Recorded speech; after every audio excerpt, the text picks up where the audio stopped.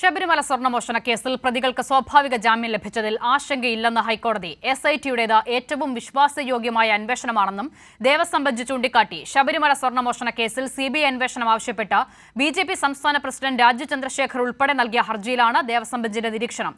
നിസ്സാരമായ കാര്യങ്ങൾ മുൻനിർത്തി CBI അന്വേഷണം ആവശ്യപ്പെടരുതെന്നും അന്വേഷണം എങ്ങനെയാണ് മുന്നോട്ട് പോകുന്നതെന്ന് കോടതിക്ക് അറിയാമെന്നും ദേവസ്വം ബെഞ്ച് വ്യക്തമാക്കി. ശബരിമല സ്വർണ്ണമോഷണ കേസിൽ SIT അന്വേഷണത്തെ വിമർശിച്ച പ്രതിപക്ഷത്തിന് വലിയ തിരിച്ചടിയാകുന്ന നിരീക്ഷണങ്ങളാണ് ഹൈക്കോടതി ദേവസ്വം ബെഞ്ചിൽ നിന്നുണ്ടായത്. കേസിലെ പ്രതികൾക്ക് 90 ദിവസത്തിന് ശേഷം സ്വാഭാവിക ജാമ്യം ലഭിച്ചത് അന്വേഷണത്തെ ബാധിക്കുമെന്ന ആശങ്കയില്ലെന്ന് കോടതി ചൂണ്ടിക്കാട്ടി. അസാധാരണവും അതിസങ്കീർണവുമായ കേസാണിത്. കൊലപാതക മർദ്ദന കേസുകൾ പോലെ വേഗത്തിൽ പൂർത്തിയാക്കാവുന്ന അന്വേഷണമല്ല ഈ കേസിലേത്. കവർച്ചയുടെ ഓരോ കണ്ണികളും കൂട്ടിച്ചേർക്കേണ്ടതുണ്ട്. ശാസ്ത്രീയ അന്വേഷണം പൂർത്തിയാക്കപ്പെടണം. വിചാരണ സൂക്ഷ്മമായി നടത്തേണ്ട കേസാണിതെന്നും അതിനാൽ യഥാസമയം കുറ്റപത്രം നൽകിയില്ലെന്നത് ആശങ്കപ്പെടുത്തുന്നില്ലെന്നും ദേവസ്വം ബെഞ്ച് വ്യക്തമാക്കി. കേസിൽ CBI അന്വേഷണം ആവശ്യപ്പെട്ട് BJP സംസ്ഥാന പ്രസിഡന്റ് രാജീവ് ചന്ദ്രശേഖർ, തന്ത്രി സമാജം, വിശ്വ ഹിന്ദു പരിഷത്ത് എന്നിവർ സമർപ്പിച്ച ഹർജി പരിഗണിക്കവെയാണ് ദേവസ്വം ബെഞ്ചിൽ നിന്ന് സുപ്രധാന നിരീക്ഷണങ്ങളുണ്ടായത്.